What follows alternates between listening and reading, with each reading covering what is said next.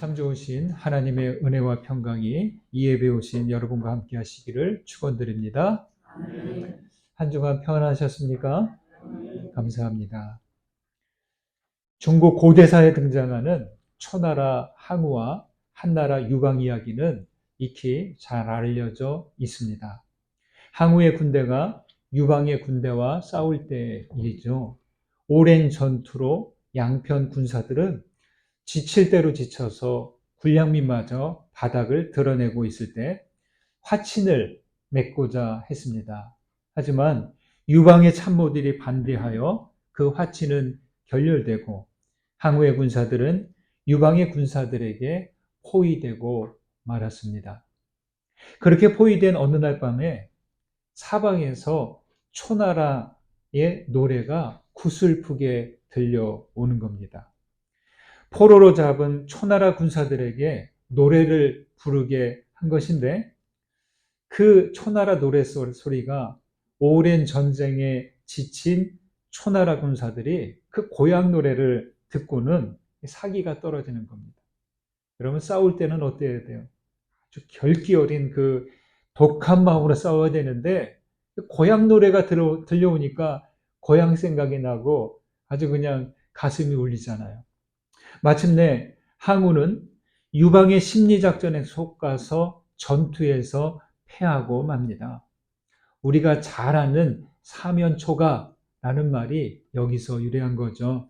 사면초가, 사방에서 들려오는 초나라 노래 이런 뜻인데요. 그 속뜻은 몹시 어려운 일을 당해 곤란한 상황에 처한 것을 뜻합니다. 진퇴유곡, 고립무원 이런 말들이 이와 비슷한 내용이죠. 사면초가의 상황에서 항우는 역발산의 기계세라는 말로 시작하는 노래를 합니다. 힘은 산을 뽑을 수 있고 기계는 천하를 덮을 만하구만. 시운이 불리하여 오추마도 나아가지 않네. 오추마가 나아가지 않으니 어찌하면 좋을까? 우희여 우희여 이를 어찌하면 좋을까?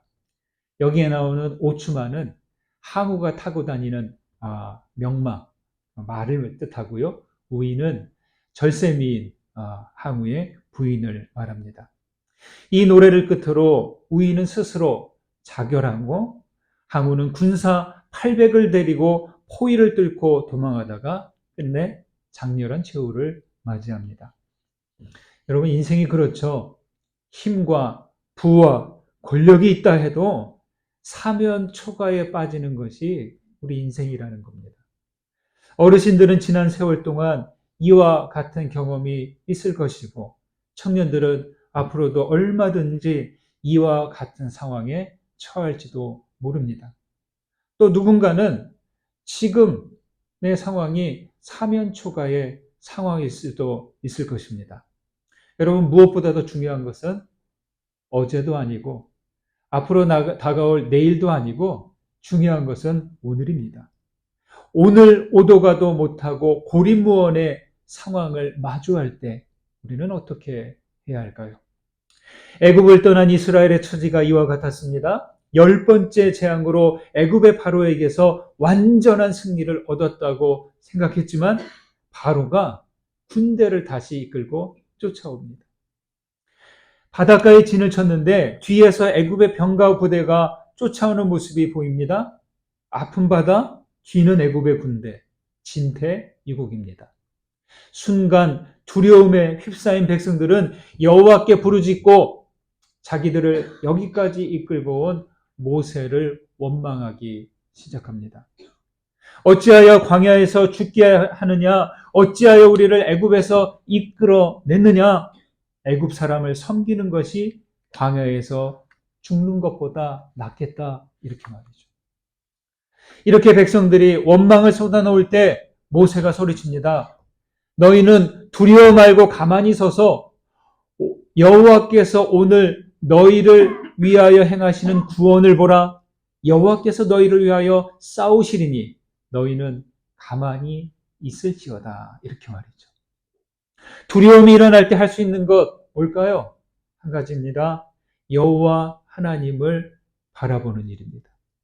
여기서 행하시는 구원을 보라고 하지만 저는 구원의 주체이신 하나님을 바라보라 이렇게 말씀드리고 싶습니다. 여러분, 믿음은 바로 이것입니다.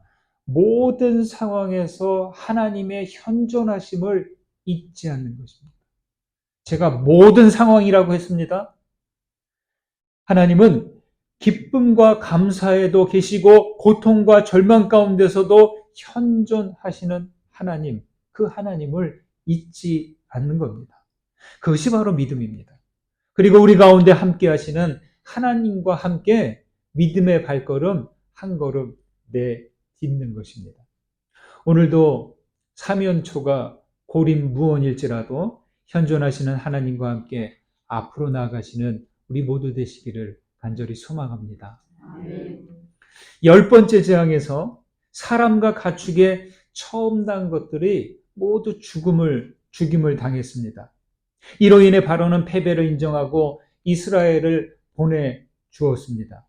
바로의 완전한 패배입니다. 우리가 보기에는 그렇습니다. 그런데 바로는 다시 군대를 모아 추격합니다. 아무리 생각해도 이대로 이스라엘을 놓아보낼 수 없는 거예요. 바로의 입장에서는 분하고 원통했을 겁니다. 애굽을 떠난 이스라엘이 홍해 쪽으로 향했고 바닷가에 진을 칠 때 바로는 군대를 이끌고 추격합니다. 그는 아직도 정신을 못 차린 것 같아요. 바로는 무엇 때문에 이렇게까지 되었을까요? 모세는 하나님의 부르심을 받고 하나님의 명령에 따라 바로에게 가서 이스라엘을 이끌고 나오라고 명령을 전합니다. 이때 바로에게 모세는 여호와 하나님이 우리를 부르셨다. 여호와 하나님께서 우리를 나오라고 하셨다. 그 말씀을 전하자. 이때 바로가 말합니다. 여호와가 누구냐? 나는 여호와를 알지 못한다. 이렇게 빈정댔습니다. 바로는 애굽의 최고 권력자입니다. 자기 위로는 아무도 없고 자기보다 높이 있는 존재를 인정할 수가 없었습니다. 우리가 보기에는 아니 감히 어떻게 그럴 수 있지? 라고 생각이 되겠지만 바로는 충분히 그럴 수 있습니다. 왜냐? 자신은 태양신의 아들로서 생각하고 있기 때문에. 그러니까 땅 위에서 자기보다 높은 존재는 없고 그러다 보니까 이 우주에서 태양신의 아들인 자기보다 높은 존재도 인정할 수 없는 겁니다. 열 재앙을 얻어맞고도 거기에서 벗어나지 못한 이유가 바로 이 때문입니다. 여러분 대단하죠? 10개의 재앙으로 이스라엘의 경제력 또 여러 가지 환경, 이스라엘의 우상들, 그들의 신앙과 종교 다 엎드리게 했지만 그 바로의 바로의 교만한 자는 엎드리지 못한 것이죠. 그 결과 지금 읽은 본문에서 바로의 군대는 비참한 최후를 맞이하고 맙니다. 바로가 여기에서 죽었다는 내용은 나오지 않지만 이 다음부터 바로에 대한 언급은 나오지 않습니다. 하나님을 무시한 왕은 이렇게 역사의 무대에서 내려올 수밖에 없는 것이죠. 여러분, 바로와 같은 인생들이 참 많아요. 지식과 부와 권력이 있다고 해서 지위가 높다고 해서 자기 위엔 아무도 없다는 생각을 합니다. 그렇지 못한 사람들도 그들처럼 그 위쪽을 동경하면서 올라가려고 합니다. 모든 인생들은요, 교만에 빠지지 않도록 주의해야 합니다. 교만은 그런 뜻이에요. 우주에 비해 자신을 터무니없게 크게 생각하는 것. 예. 이 우주의 크기는 끝이 없잖아요. 그러니까 자신을 그것보다 터무니없게 크게 생각하는 것. 이게 교만이라는 것이죠. 아랍 속담에 이런 말이 있습니다. 무지와 권력과 교만은 가장 치명적인 배합이다. 이런 말이죠. 그럼 이거는 지금도 유효합니다. 많은 지도자들을 보세요. 무지와 권력과 교만이 이게 섞이면 아주 치명적인 상황을 맞이할 수밖에 없다는 것이죠. 바로가 지금 그와 같은 상황입니다. 여러분, 교만의 유혹이 와서 문을 두드릴 때는 어떤 대가를 치르더라도 절대 문을 열어주시면 안 돼요. 오늘 말씀 20절 말씀을 보실까요? 함께 읽습니다. 애굽진과 이스라엘 진 사이에 이르러서니 저쪽에는 구름과 흑암이 있고 이쪽에는 밤이 밝음으로 밤새도록 저쪽이 이쪽에 가까이 못하였더라. 하나님은 진 앞에 있는 구름 기둥을 이스라엘 진 뒤로 옮겨서 애굽 군대를 가로막으십니다. 저쪽은 애굽의 진이고 여호와를 하나님으로 인정하지 않는 바로가 있는 것입니다. 이쪽은 이스라엘 진으로 하나님만을 신뢰하는 백성들입니다. 저쪽과 이쪽의 차이가 뭡니까? 저쪽은 하나님을 모르기에 어두운 상태. 이쪽은 하나님과 함께 하기에 환한 곳입니다. 창조주 하나님을 인정하지 않는 저쪽은 어두울 수밖에 없는 겁니다. 여러분, 바로는 조금 전에 말씀드렸죠. 스스로를 최고의 존엄으로 여기기에 여호와 하나님을 인정할 수가 없는 거예요. 하나님을 인정하지 않는 인생, 하나님을 인정하지 못하는 인생은 늘 저쪽 어두움에 있을 뿐입니다. 반면 이스라엘은 어떤 상태예요? 가진 것도 없어요. 힘도 없는 민족이지만 하나님의 자비와 긍휼만을 구할 뿐입니다. 물이 어느 쪽에서 어느 쪽으로 흘려요? 높은 곳에서 낮은 곳으로 흐릅니다. 하나님의 구원도 낮은 마음, 긍휼히 여기는 마음을 찾아가십니다. 그런데 지금 이 순간 이스라엘 백성의 마음은 두려움으로 가득 차 오릅니다. 앞은 바다요, 뒤는 애굽의 군대가 턱밑같이 추격해 왔습니다. 구름 기둥이 막고는 있지만 어떻게 될지 알 수 없습니다. 사실 쫓기는 이스라엘만이 아니라 쫓아오는 애굽의 군대도 두렵기는 마찬가지입니다. 여러분, 어느 쪽이 이기게 될까요? 쫓기는 이스라엘도 두렵고 쫓아오는 애굽의 군대도 두려워요. 두려운 마음은 같아요. 근데 어느 쪽이 이기게 될까요? 예전에 제가 말씀드린 적이 있는데 파스칼이라는 철학자는 좋은 두려움과 나쁜 두려움을 구분해서 이렇게 말합니다. 좋은 두려움은 신앙에서 오고 잘못된 두려움은 의심에서 온다. 좋은 두려움은 희망에 결부된다. 그것은 신앙에서 태어나고 또 사람은 자기가 믿는 하나님께 희망을 두기 때문이다. 나쁜 두려움은 절망에 결부된다. 사람은 믿지 않는 신을 두려워하기 때문이다. 전자는 하나님을 잃을까 두려워하고 후자는 그를 만날까 두려워한다. 네. 여러분, 같은 두려움인 것 같은데 어때요? 달라요. 네. 하나님을 신뢰하는, 경외하는 마음, 그게 두려움이죠. 하나님께서 오는 희망의 마음을 두기 때문에 좋은 두려움이에요. 그러나 하나님을 의심하고 하나님을 인정하지 않는 두려움, 그거는 잘못된 두려움이죠. 여러분의 마음은 어느 쪽으로 향하고 있습니까? 하나님을 의심하게 됩니까? 신뢰하게 됩니까? 사람이라면 끊임없이 밀려오는 이 불안과 두려움을 피할 수가 없습니다. 중요한 것은 이 불안과 두려움이 밀려올 때 어느 쪽으로 향하느냐.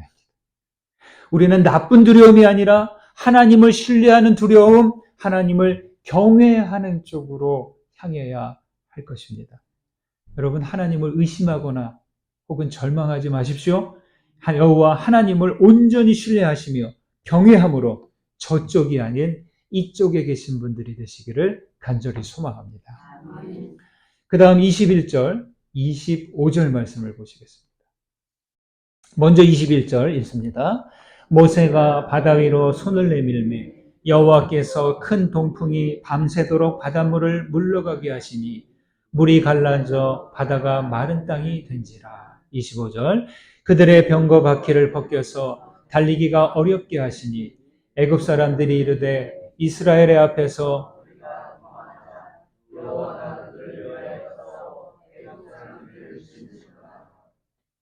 명령에 따라 모세가 지팡이 잡은 손을 바다 쪽을 향해서 내밉니다. 이때부터 밤새도록 큰 동풍이 불면서 바닷물을 밀어냅니다. 바다가 갈라지고 마른 땅이 드러나요. 이스라엘 백성은 그 마른 땅으로 건너서 갑니다. 걸어서 건너갑니다. 이런 상황에서도 애국 군대는 맹렬히 이스라엘을 뒤쫓아서 갈라진 바다로 들어옵니다. 이때 여호와 하나님께서 애국 군대를 어지럽히고 애국 병거에 바퀴는 벗겨지게 하고 또 그래서 오도 가도 못하는 상황이 됐다고 합니다. 그럼 머릿속에서 그려지시죠. 앞에서 바로는 이스라엘이 바닷가에 진을 쳤다는 보고에 광야에 갇힌 바 되었다 판단하고 이때 추격하면 이스라엘 백성을 모두 괴멸시킬 것이라고 생각했을 것입니다. 그러나 갈라진 바다 가운데로 병거가 묶여버리자 반대로 이제는 애국 군대가 이러지도 저러지도 못하는 상황에 처하게 됩니다. 25절에서는 여호와가 그들을 위하여 싸운다라고 하죠. 이 말은 애굽 군대의 애굽인들이 하는 말입니다. 그런데요, 앞에 14절에 보면 모세가 말했잖아요. 여호와께서 우리를 위하여 싸우실 것이다. 이미 말씀을 했어요. 여러분, 하나님께서 이스라엘을 위한 싸움을 언제부터 시작했을까요? 대략 정확한 것은 아니지만 제가 추측해 보기를 하나님은 모세를 바로에게 보내실 때부터 싸움을 시작했을 것 같아요.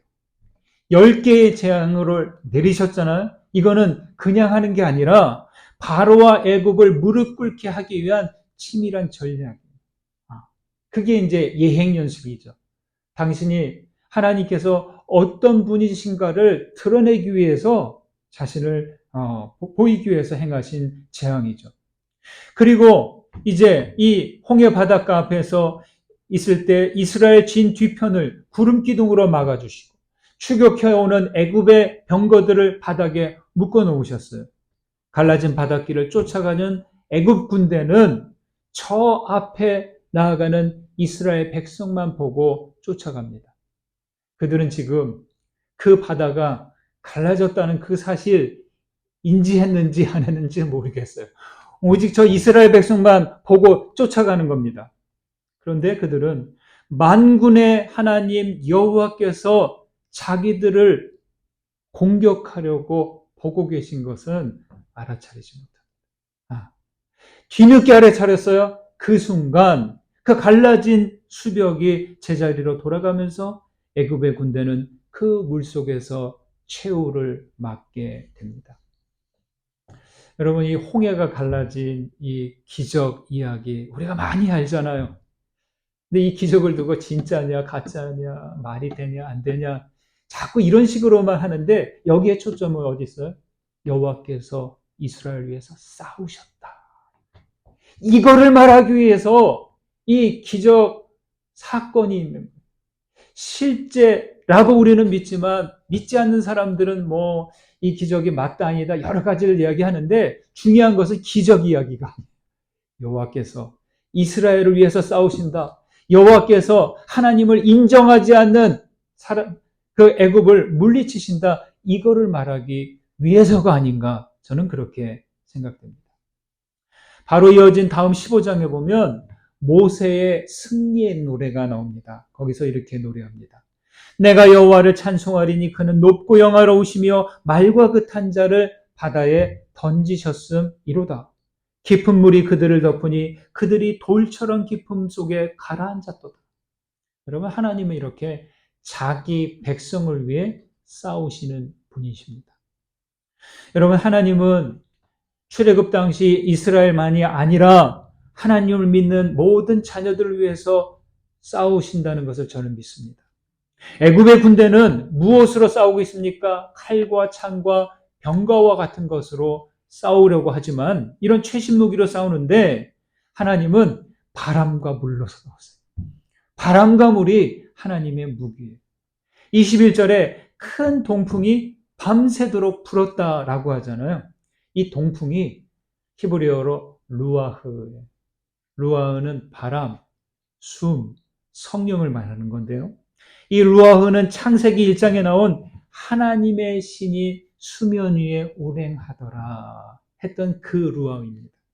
또 노아 홍수가 끝날 때 바람이 불게 하여서 그 땅을 뒤덮고 있는 물이 줄어들게 했다고 하는데 이 바람 또한 루아흐입니다. 여러분 여기에 나온 동풍이 뭐예요? 창조 때부터 있었던 바람 루아흐입니다. 창조주 하나님은 또 물을 생명의 필수 요소로 사용하시고 동시에 물로 홍수 심판을 내리십니다. 여기에서는 교만한 바로와 애국 군대를 심판하십니다. 여기서 생명을 함부로 하는 애국 군대를 바람과 물로 심판한다는 이야기는 아주 의미심장합니다. 하나님의 무기는 칼이 아니고 창이 아니고 병거 같은 게 아니에요. 만물을 창조하신 생명의 원리, 바람과 물로서 그들을 심판합니다. 여러분 분명한 사실은요. 주님은 우리가 싸울 수 없는 일을 주님이 자기 방식을 따라 친히 싸우신다. 이 사실을 아셔요. 내 방식으로 싸워서 이겨달라. 이게 아니라 하나님의 방식으로 하나님의 의도에 따라 승리하신다는 것을 알아야 합니다. 여기서 놓치지 않아야 할 것은 주님께서 나를 위해 싸우시는지를 체감하고 있는가 하는 점입니다.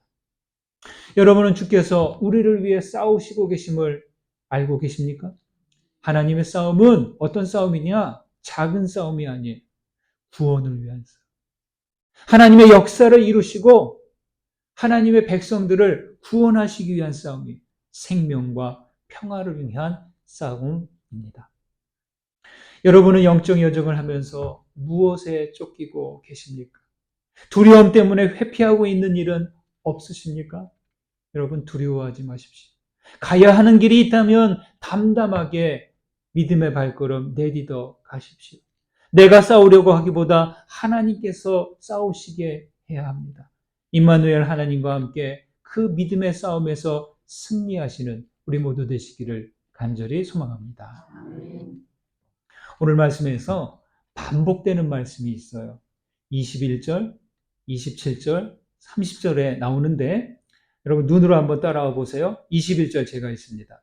모세가 바다 위로 손을 내밀매 여호와께서 큰 동풍이 밤새도록 바닷물을 물러가게 하시니 물이 갈라져 바다가 마른 땅이 된지라. 27절 모세가 그 손을 바다 위로 내밀매 새벽이 되어 바다의 힘이 회복된지라. 애굽 사람들이 물을 거슬러 도망하나 여호와께서 애굽 사람들을 바다 가운데 엎으시니. 30절 그날에 여호와께서 이같이 이스라엘을 애굽 사람의 손에서 구원하시매 이스라엘이 바닷가에서 애굽 사람들이 죽어 있는 것을 보았더라. 21절과 27절에 손을 내밀다. 모세가 바다 위로 손을 내밀다 반복됩니다. 이 손은 모세의 손이에요. 손을 내미는 동작은 같지만 작용하는 그 내용은 다릅니다. 첫 번째 처음에 손을 내밀었을 때는 바닷물이 열렸고 두 번째 손을 내밀었을 때 열린 바닷물이 다시 닫혔습니다. 모세가 손을 내밀 때 하나님의 능력이 드러났어요. 이 모세의 손동작으로 백성들이 살고 애굽의 군대가 최후를 맞았습니다. 여러분 여기서 또 알아야 될 게 있습니다. 모세의 손은 모세 임의대로 움직이지 않았습니다. 여호와께서 하라는 대로 움직입니다. 모세가 하나님의 말씀에 따라 손을 움직일 때 여호와의 손도 같이 움직였다는 거예요. 여러분 성경에서 하나님의 손이라고 하면 그게 하나님의 능력을 말합니다. 하나님의 능력은 또 하나님의 또 손을 의미합니다. 30절에서는 또 애굽 사람의 손에서가 나옵니다. 이 손은 뭐예요? 애굽 사람의 손. 바로 바로의 손이고 애굽 사람들의 능력인데 하나님의 손에 의해 철저하게 무력화됩니다. 사면초가와 진퇴유곡의 상황에서 모세가 할 수 있었던 것, 또 해야만 한 일 딱 한 가지, 지팡이를 든 그 손을 바다 위로 내밀었다는 것. 이것밖에 하는 게 없었습니다. 여러분 이 장면을 한번 생각해 보세요. 뒤에는 애굽의 군대가 가까이 다가왔어요. 그리고 그 사이에 구름 기둥이 있고요. 이스라엘 백성은 그 바다 앞에 서 있어요. 바닷가에서. 그때 손을 탁 내밀었어요.